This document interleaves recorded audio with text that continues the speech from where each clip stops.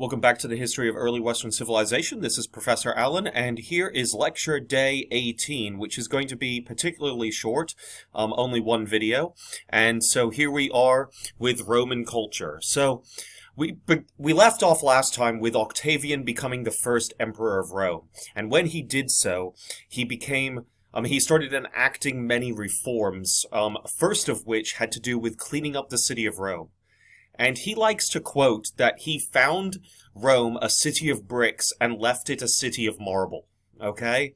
Well, while it looked as if it was marble, as in, marble, say, this, okay, these kind of structures as well as the statues and stuff that you've seen like he is made of, it wasn't necessarily true for the entire city of Rome.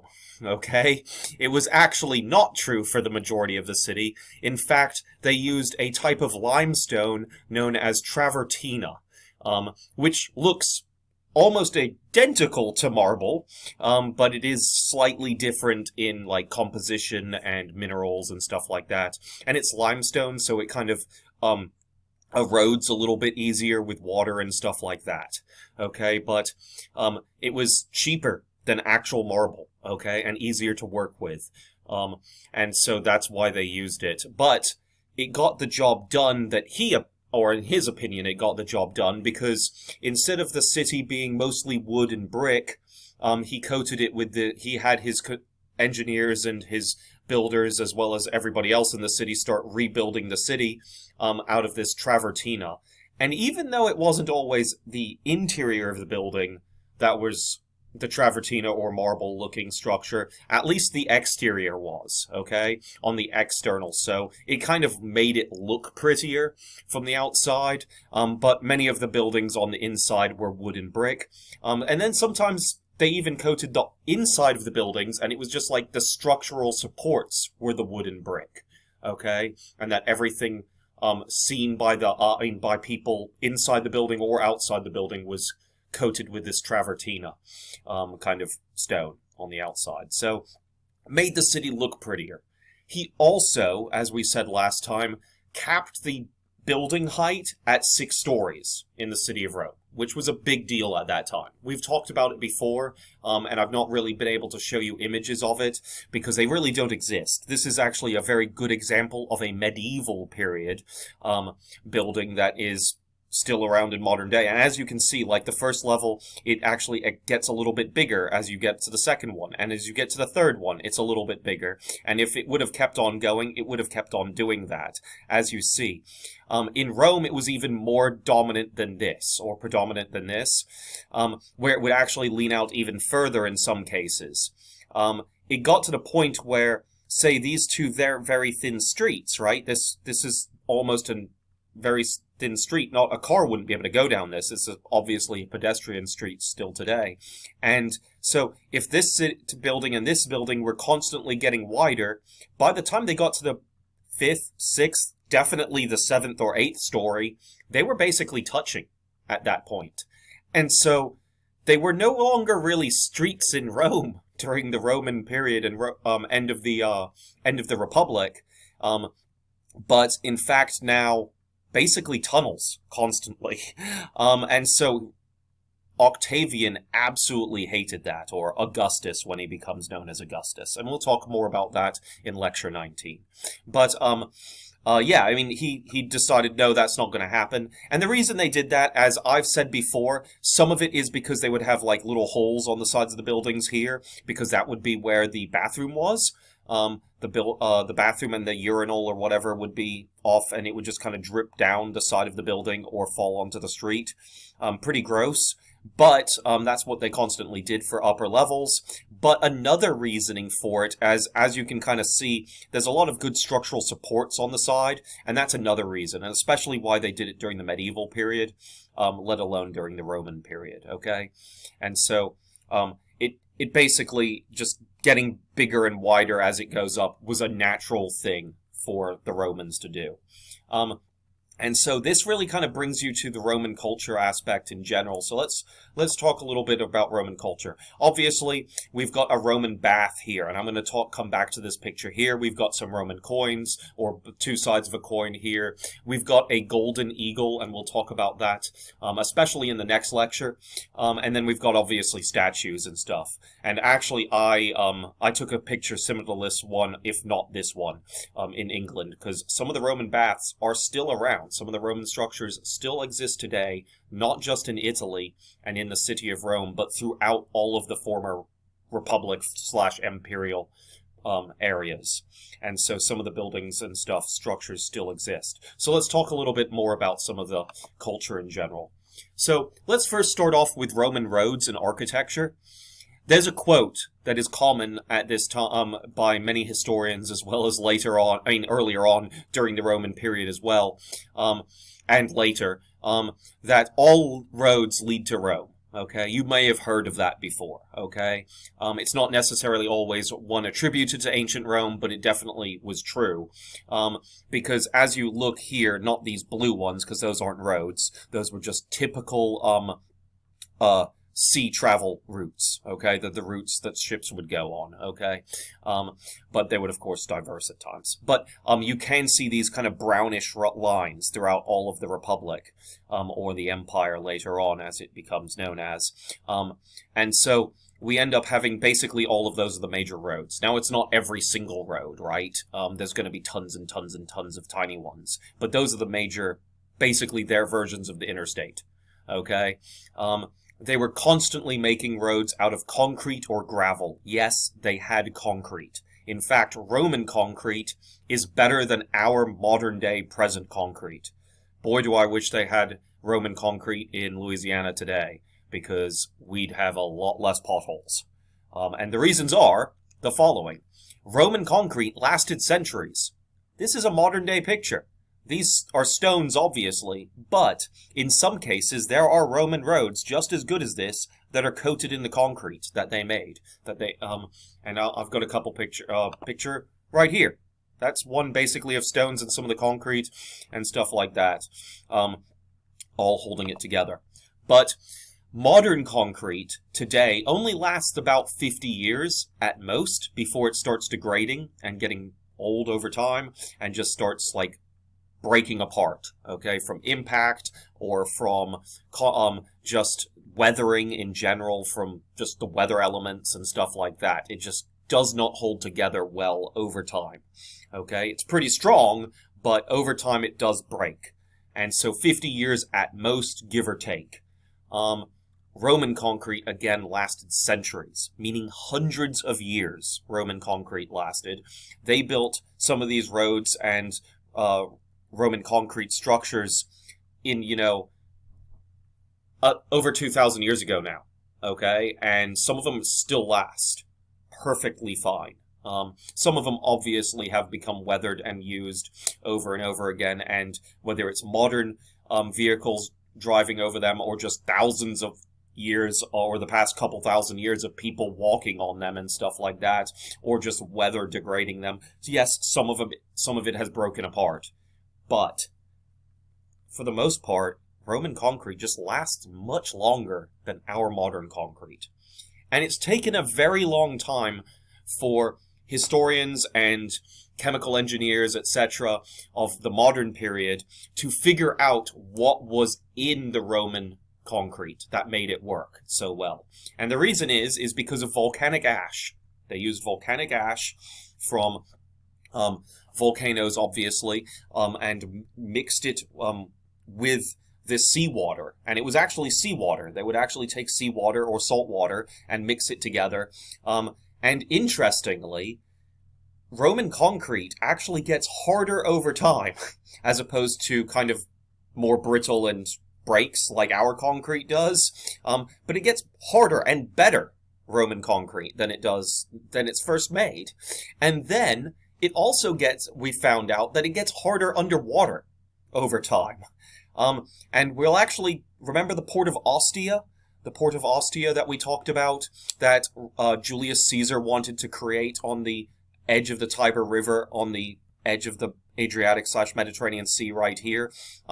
Eventually, one of the emperors that we talk about on day 19's lecture actually does create that Roman port using a lot of Julius Caesar's ideas and some of his own.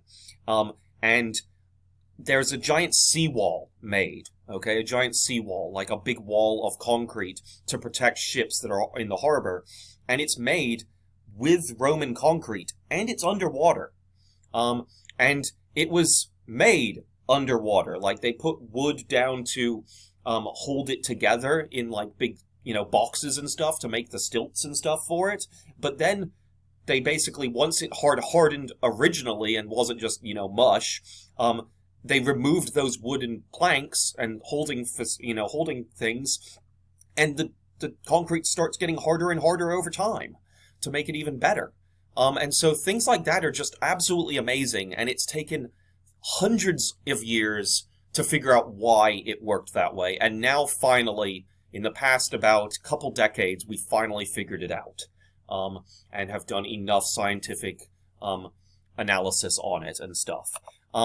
As you can see, here's another picture with red for those roads. Again, a little bit better in some of the cases. We've got a little bit better along here and stuff like that, along the coast. But again, it's just basically the same major roads. And again, that idea of all roads lead to Rome, well, all of them kind of eventually, if you keep following the road, eventually it can get to Rome, except for the ones on this side of the water, of the Mediterranean. But even still, like, they kind of lead to Rome, was the kind of the saying.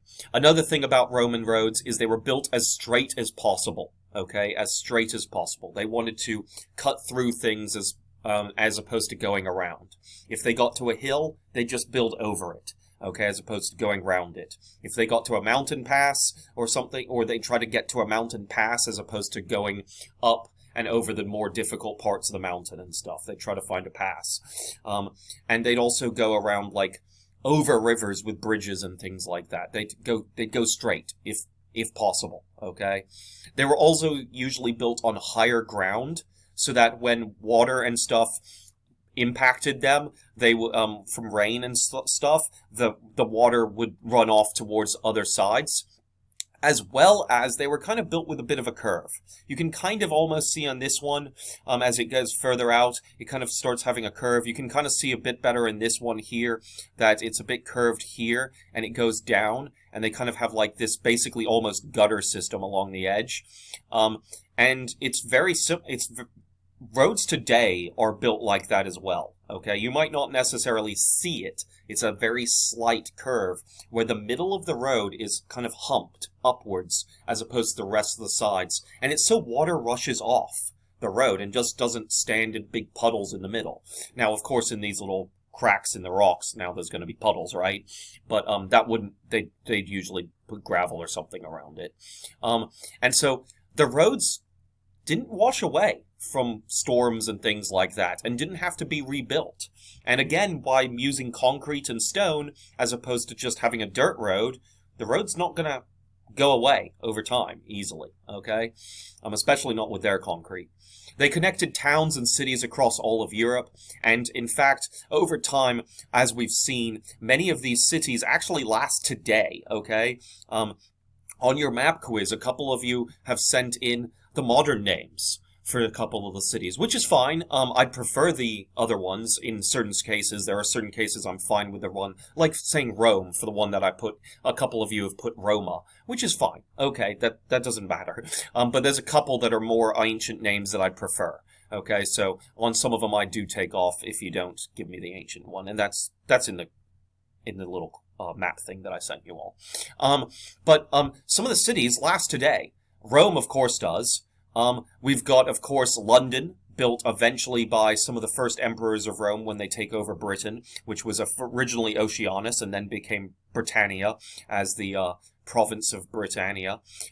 London still exists. Originally it was called Londinium, IUM at the end of London, and eventually it turned into the city of London over time, because originally it was just a Roman fort, and then over time a town and a city, and then eventually the Romans were gone and the people of the area stayed.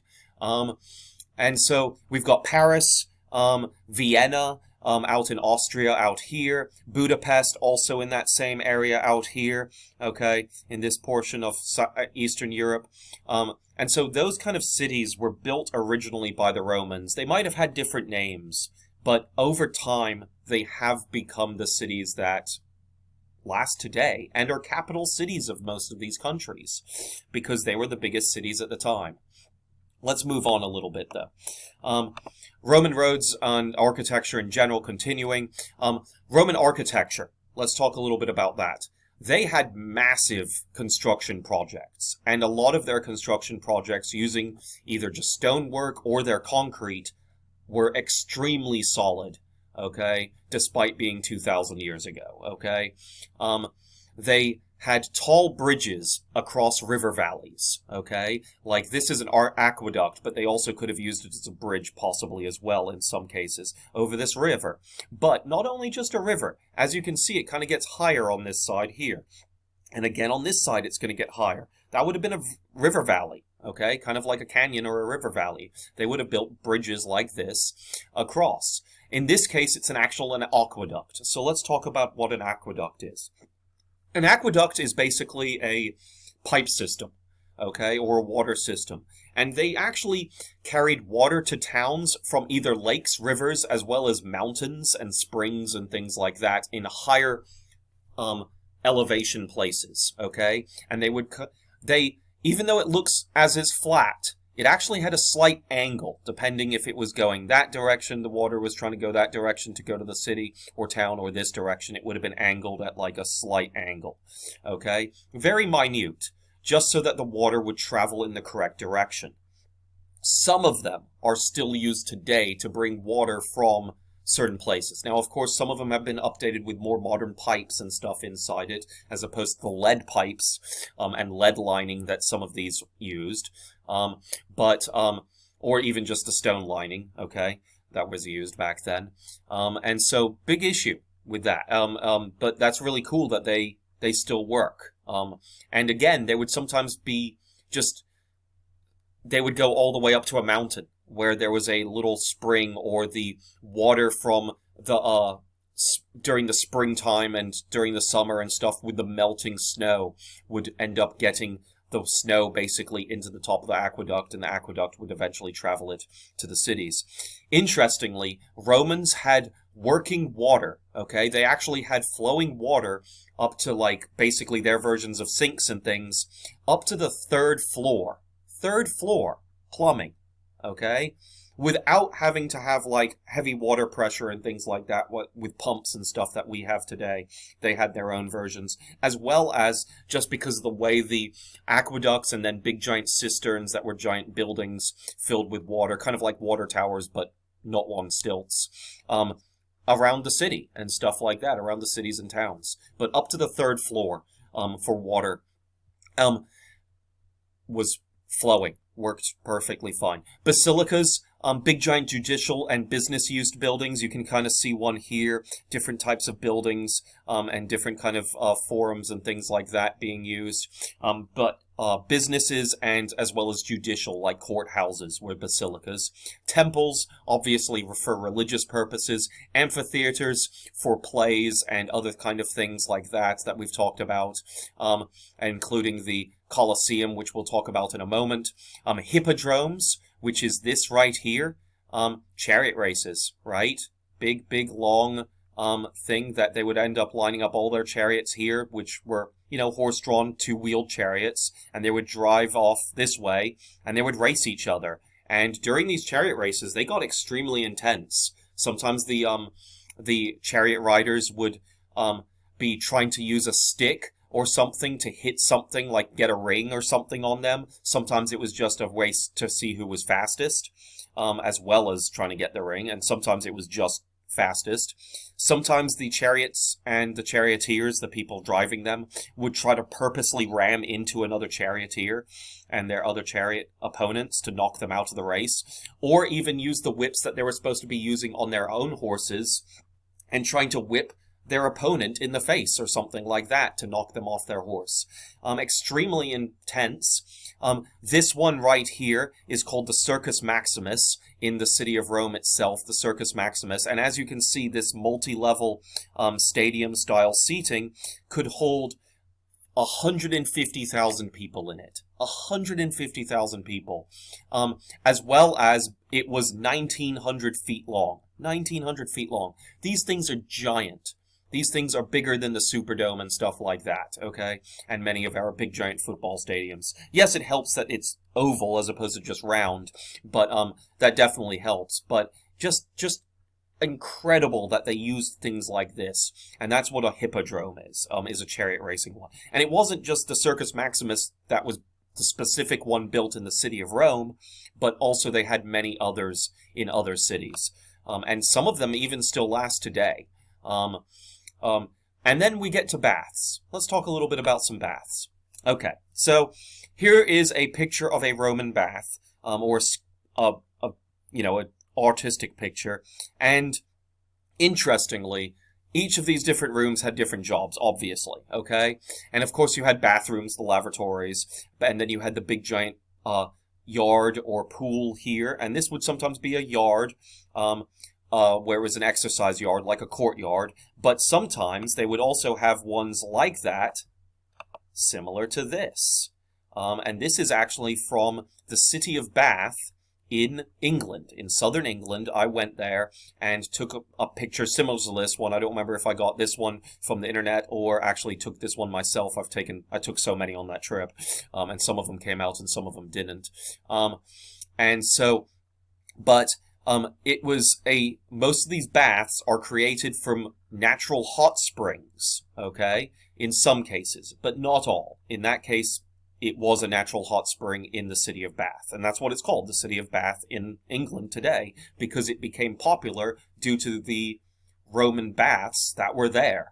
They supposedly said that the water in the spring had healing properties in that one. Whether that was true or not, who knows, right? Probably not. But baths like this were all throughout the Roman Republic and Roman Empire later on, and they became very impressive. And what are they equivalent of today? Well, public pools, maybe, or even gyms. Many of you might belong to a gym. Or something like an athletic club that has their own pool and stuff like that. So they would have exercise yards or just giant pools in the thing. And so the rooms were different, okay? And so let's talk a little bit about the rooms. They were, of course, segregated by gender, okay? That the men and the women actually had equal baths, buildings, sometimes attached to each other, sometimes down the block from each other. Sometimes some days men could go to certain ones and women go to it on different days. It depended on how many baths they actually had in specific cities and stuff like that. This is a picture of one from the city of Pompeii, right here. And we'll talk about the city of Pompeii next lecture. But some of the rooms would be dressing rooms, similar to what we have in gyms, right? Then they would also have, like, ones that were extremely cold, okay? That sometimes they would even bring cold ice, if they could, somehow to the bath itself and put it in there, or they would just basically leave it at temperature as they could, as much as possible. Then they would have a cooler one, a slightly less cold one, that is, okay? And then they would have a warm one, which was actually warmed either through hot springs or by fire and heating in pumps, okay? So steam furnaces would sometimes be in some of these places to heat the water, and then pumped the water to where the warm room would be, or the cooler room, depending on how cold the temperature was in general of the water. And then same with a hot room, an extremely hot one, like a hot tub, basically. And then they would also have steam rooms, like we have, where you can enjoy sitting in the steam. And stuff like that. And so it was very interesting that people would actually commonly go into the coldest one first and slowly work their way up to the steam room throughout the day, or throughout several hours, their day at the spa, basically. And so different sized pools, sometimes very large ones, like courtyard-sized ones, to small, like, about jacuzzi-sized ones, okay, in some of the cases, okay, or hot tub-sized ones. They would have gymnasiums, as well as weight rooms and things like that, lifting stones and different things like that, the equivalent. Sometimes they would just end up doing exercise yards and stuff like that. Sometimes they would do like wrestling and stuff like that. And again, they were segregated by gender. Typically, the people walked around in either basically the version of a towel or they were naked the entire time they were there. It just wasn't really kind of frowned upon or anything. They also had rooms that they could get massages or scraped with basically sharp stones to scrape everything off of them, kind of like people get at the spa done today sometimes. Scrape the dead skin and stuff like that off. Also kind of shaving as well. Was done at these by the attendants and slaves that worked at these things. But importantly, a lot of this was due to socialization. A lot of the wealthier Romans, especially the patricians, the equestrians, and the wealthy plebeians, went to these for socialization times. Other plebeians sometimes got like passes and stuff to go to their versions of the Roman baths, and they were sometimes funded by the government on purpose because of hygiene issues. They realized, yeah, let's not let the plebeians go around completely filthy because that causes like plagues and stuff like that, right? And so let's move on.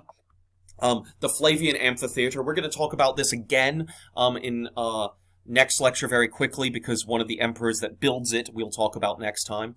It was, of course, called the Flavian Amphitheater because it was made by the Flavian dynasty. That was their last name, okay? And it is commonly known as the Colosseum. This is what it would have looked like in its heyday. This is what it looks like today, okay? And so its size is 615 feet by 510 feet wide, okay, and 610 feet that way, 510 this way, and in diameter, that is, or width and size. It's about 6 acres is how big it is. It's a total of 157 feet high from ground to roof, which there is kind of a roof, and we'll talk about that in a minute. And it was about 12 to 15 stories high, is what 157 feet high means. And so massive, massive building. It could hold 50,000 spectators, and then sometimes less, depending on what they were using it for, and we'll get to that in a moment. It had 80 entrances on the outside, and interestingly, it had a roof, but not really. Okay, as you can see, kind of like this little ring here with all those little kind of stilts and stuff out to it, or structures out to it. They were kind of wooden or metal poles, mostly wooden, with some metal amongst that, to basically have these closing and opening canvas sheets. And the reason they would do that was sometimes they wanted the sun coming in, and sometimes they wanted shade for the people that were the spectators, especially the Roman emperor, who would have had his own private box or balcony area. You may have seen the movie Gladiator, very similar to that. It's actually the one that they actually they made a computer version and a model version of it, but that's the Flavian Amphitheater. That's the Colosseum in that movie, okay? It's supposed to be it anyway. And so, interestingly, there is a wall area inside it, okay, that is relatively high up. It's about 20 or so feet high to stop, like, the gladiators and the animals that fight in it trying to climb out, okay? But they sometimes could flood that with water, and they could even flood it up to the next section where some of that would be by bringing water. And so it was watertight in that level inside the middle. And they could do it so they could have battles with, like, ships inside it. Small boats and small ships sailing around it for naval battles if they didn't want to just have ground ones. The center, it was a 15 feet high wall, not a 20 feet one. 287 feet and by 180 feet for the inside arena area. That was how big that was, while the external area, the main base, is 615 by 510. And, as you can see here, these little, like, there's obviously some decay down there. Well, this was covered up with sand, but above it, below the sand was obviously wood, making a level, because beneath it, they had a series of tunnels and trapdoors where they could have animals and people pop out from underneath. They could have other obstacles pop up and stuff like that during the battles and things inside it. And so, quite interesting. A lot of people think a lot of Christians were killed in this Colosseum, and that is not simply the case. We will talk about Christian persecution by the Romans later on, as the Romans actually did it. But for the most part, Romans didn't really persecute Christians. That is something that has become embellished and basically is basically a lie over time told to people. Here is a better picture of inside where this would have been the lowest level above it, okay, where this level is here. This would have been all coated up, and these were all the trapdoors and rooms where the gladiators and the animals would have been waiting before coming up top, either through a trapdoor or an elevator. Yes, they had their versions of elevators and stuff, or just through the main tunnel into the area. So very interesting. We also have Augustus's water arena, which was a very similar Colosseum-style building. We don't have much information on it. We just know it existed. It does not exist today, and there is hardly any record of how big it was or anything else. We do know that it was just outside the city of Rome and used the Tiber River to basically fill it, and that actual ships could be used to fight in it. Augustus, as in Octavian, same person. And so he actually had this built. We don't know how long it lasted. We don't really have much information on it. But as you can see, they actually had ships fighting each other. This would have been a massive structure. And it probably wasn't all just stone. It probably would have been a lot of wood, because there's nothing left of it today. So we don't know exactly much about it, other than we know it existed, and that it was very popular for troops as well as the regular citizens to come watch naval battles in it all the time. Here's a map of the city of Rome, okay, where we've got, of course, the Tiber River. We've got all the different hills. Here's the 7 hills, right, and the multiple hills. You can see the Circus Maximus here. We've got the Flavian Amphitheater or the Colosseum here. We've got multiple different palaces and temples on the top hills, especially the Capitoline Hill, which is where they end up building a lot of the palaces and stuff later on for the Roman emperors. And if you look closely, you can see the Flavian Amphitheater, which we just said, the Circus Maximus. Anything that says the word domus, okay, means palace. Domus means palace or home, right? Domus, home, dormitory. Domus, yes, palace is what a domus is. Diribitorium is a public voting hall, okay, which was buildings built specifically just for people to come and vote, okay? They weren't just like what we use today, like schools and city buildings and stuff like that. These were just for voting. That's what they were used for all the time. And then anything with the word therme, or theme, without the R, sorry, is a bath in this map. Okay, so if you want to pause the video or look on your PowerPoint when I send you this in the file section of Canvas, you can go ahead and look at it more closely if you'd like, just to see some of the different structures and all. Let's talk a little bit about the Roman economy. And the Roman economy was pretty stable in general, and that was thanks to a stable currency. Well, for the most part. There would be times where that currency would degrade in value, but for the most part, it was worth the silver, gold, or electrum, or whatever other alloy that we're using that the coin was made of. And they used 2 different types of coins, denarii, or denarius. Instead of that second I, you would have US to make it singular, or denarii for plural. And then sesterces was another version of the coin, okay? Different amounts they would have been. But basically the equivalent of $1, give or take, for either one of them, okay? Don't worry about which. Trade was easy throughout the whole republic or empire. Later it became known as the empire under the emperors of Rome, okay? Starting with Octavian/Augustus, right? And so beforehand it had been a republic and had been throughout most of the Mediterranean Sea area, right? And so trade was actually easy throughout all the different parts that they controlled because of a stable currency, because they all accepted the same Roman coins. No matter where you were, if you had a Roman coin, it was worth the same amount as long as you were in the Republic or the Empire. To a degree, later on when things start going to hell for the Roman Empire because of a couple issues, which we will talk about in several lectures' time, you'll see that money kind of devalued over time. But This trade, because of the coin, led to a lot of trade and buying of goods in large amounts. We also have agriculture increasing during this period of time. There was an easy way to sell and produce items from one side of the Republic and ship it over the roads, or by ship from one side of the Republic to the other. If, of course, obviously, the Roman Empire, having control of Egypt, was now able to not just buy Egyptian grain from the country of Egypt, but using it for themselves, right? They didn't have to pay an extra fee to the kingdom for it. So they had able to ship grain all over the place, and using the sestertian denarius as the main coin and currency. Mining increased throughout the entire republic as well as the empire. Silver, tin because of bronze, as well as just tin for other uses, iron, and coal all produced trade. Yes, even coal was used for fires and stuff, as well as wood and things like that. But gold as well as that, as these. But silver, tin, iron, and coal were major ones, major mines that they ended up having. Gold a little lesser degree because it's more rare. Slavery and conquering territory obviously was another major part of the Roman economy.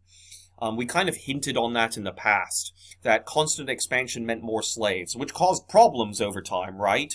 But it also meant a lot more other things. So constant expansion meant more slaves for workers to increase the economy so they could have more people doing things, right? And working.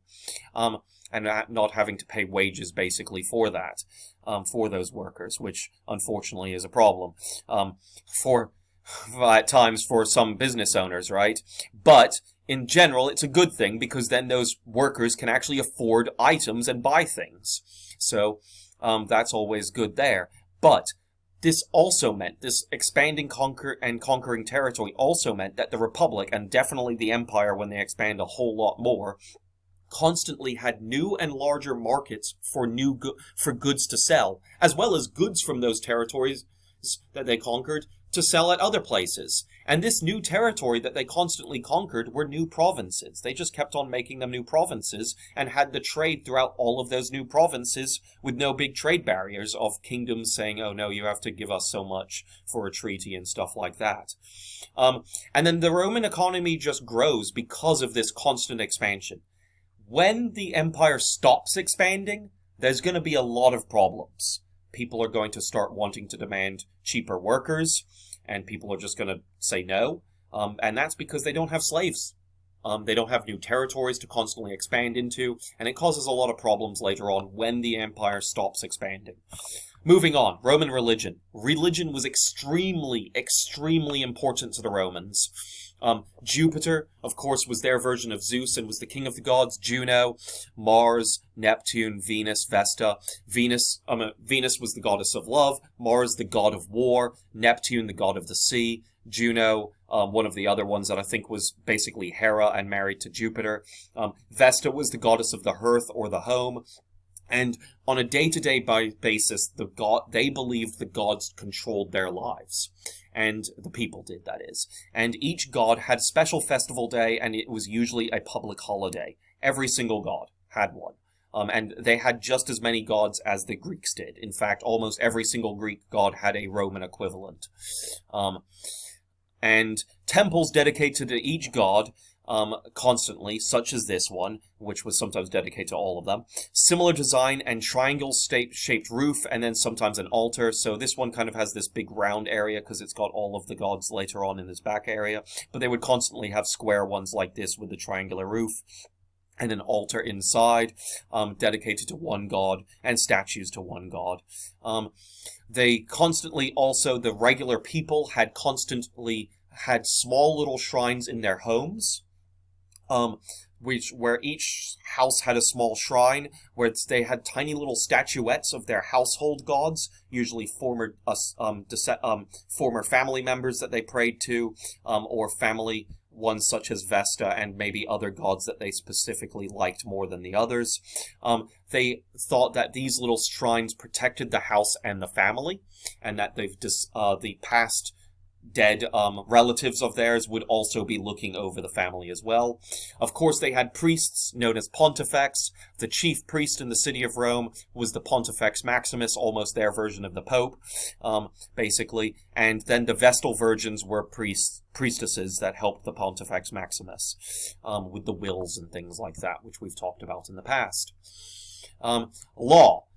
Originally, the 12 tables were large stone tablets where the laws were first written down, but over time, the laws became too many and too complex to be just listed on these big giant stone tablets. They had to be put elsewhere in tons and tons of equivalents of books like scrolls and things. Eventually, it became extremely complex. Only certain people knew every single law, or even the majority of law, and would have to look it up elsewhere, much like lawyers and stuff do today. Civil law applied to all Roman citizens. If you lived in the and you were a citizen of Rome, you had something called civil law, which was specific laws regarding your life, basically, and rules kind of like we have today. Foreign laws slowly became a part of this Roman system of law, giving rise to the law of nations, where they would kept on interacting with other nations, and because of this, we end up having basically a consolidated law of nations that Rome, as well as other kingdoms, had to kind of start working out.